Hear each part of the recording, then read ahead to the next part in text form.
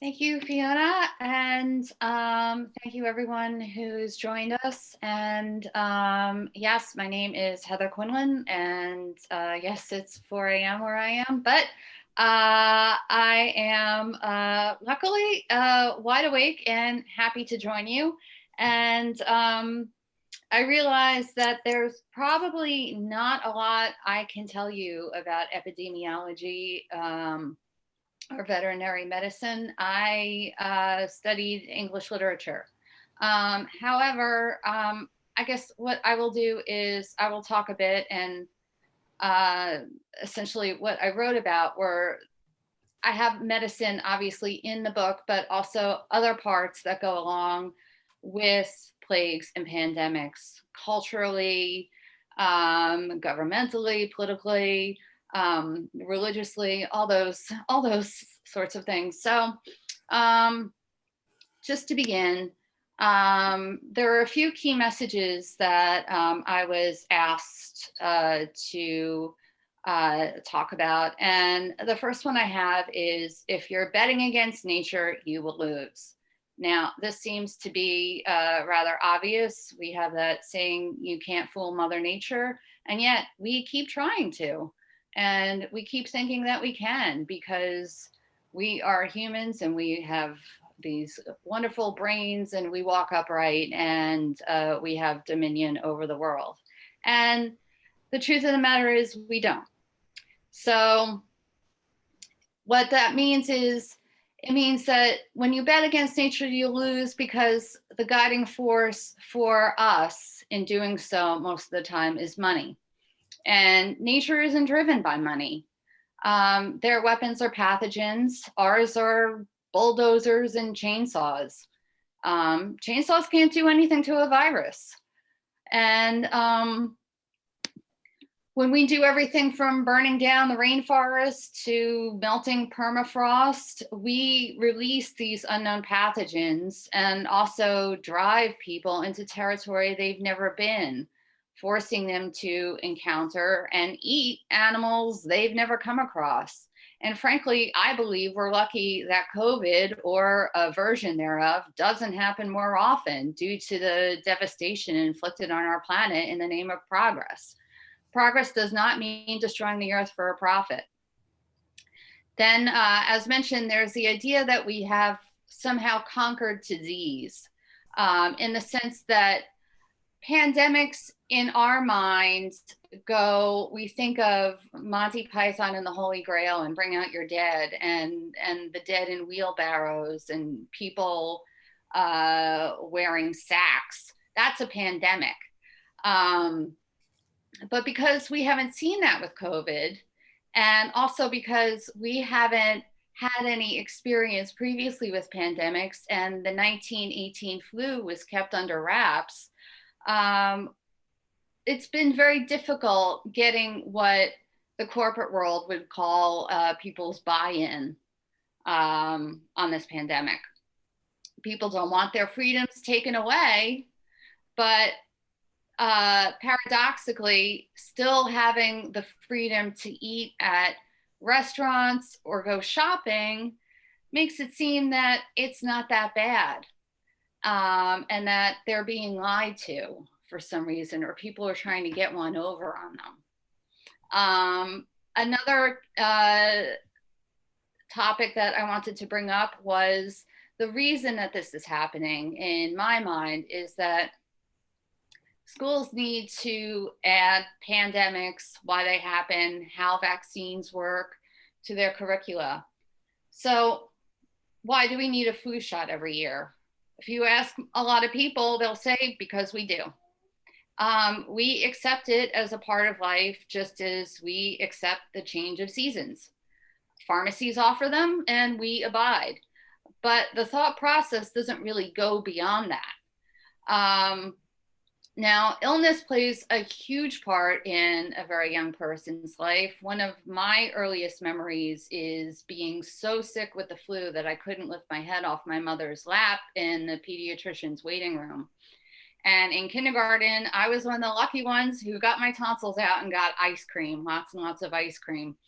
And yet, when it comes to teaching illness, disease, even simply the difference between a virus and a bacteria, we wait till adolescence. And even then, the body is competing with curricula, at least the type that I've gone through, that teachers must teach, which includes things like the circulatory system of a grasshopper, which is fine to learn, but it competes with materials that we need to know to better understand when something like this happens, what exactly is going on. Teaching children about the unbelievable simplicity of a virus, or the fact that one bacteria can give immunity to another, like a game of tag, is fascinating. Why HIV looks like it does is fascinating. The military force behind your immune system is fascinating. And it's also critical medical knowledge for a person to have, and a way to loop in students such as myself who don't normally gravitate towards science. And finally, the media does play an enormous role when it comes to people's perceptions of epidemics and pandemics. So without being armed with that knowledge, we rely on people who we believe are experts to educate us. And they could legitimately be experts, but they might not. And I'll cite with vaccines, the Operation Warp Speed, for instance, speed being thought of as the critical component to getting a vaccine ready and out there in time.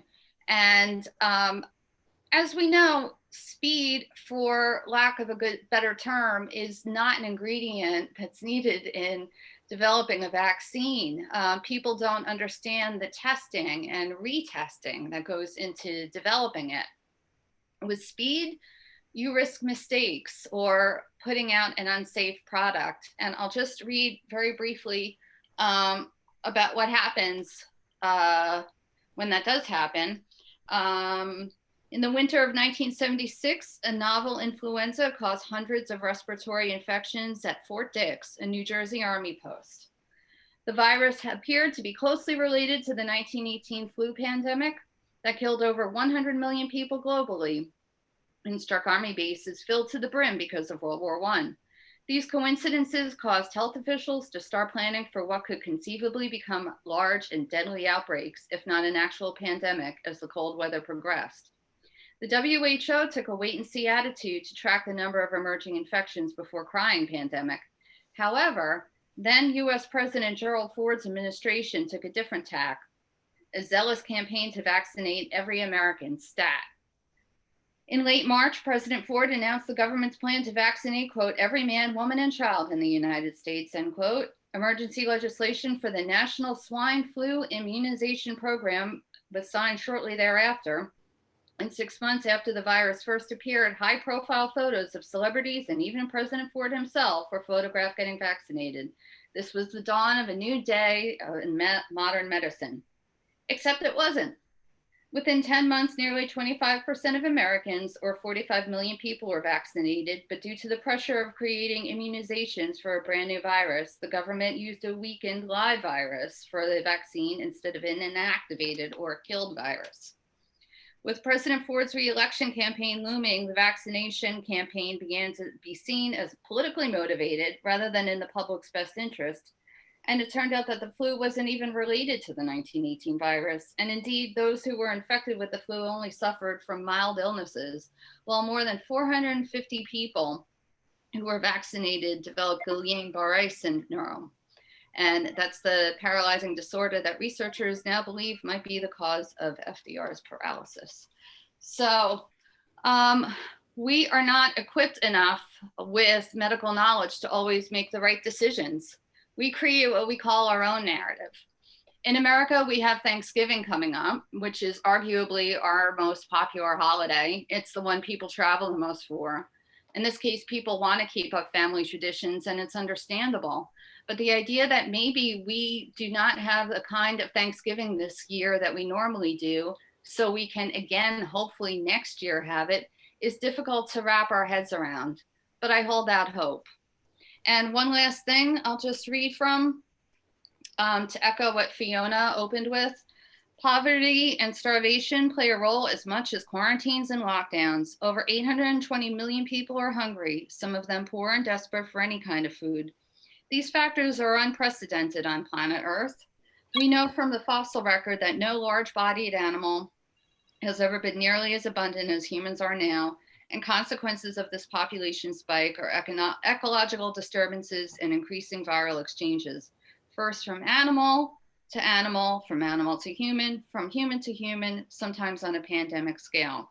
We invade the wild, which harbors so many species of animals and plants, and also so many unknown species of viruses and bacteria. We cut down trees, burn jungles, destroy ecosystems, and cage animals, and let these viruses loose. When that happens, viruses need a new host. Often, it's us. This goes hand in hand with governments that deal in denial and concealment. The distance from Wuhan or the Amazon to Paris, Toronto, or Washington is short for some viruses, measured in hours, given how well they ride with airplane passengers. Long term, when the coronavirus is over, it must not be classified as a novel event or a misfortune that befell us. It's simply part of a pattern of choices that we continue to make. Insanity is doing the same thing over and over again and expecting different results. But with the coronavirus, we can stop being stark raving mad. And that is the conclusion.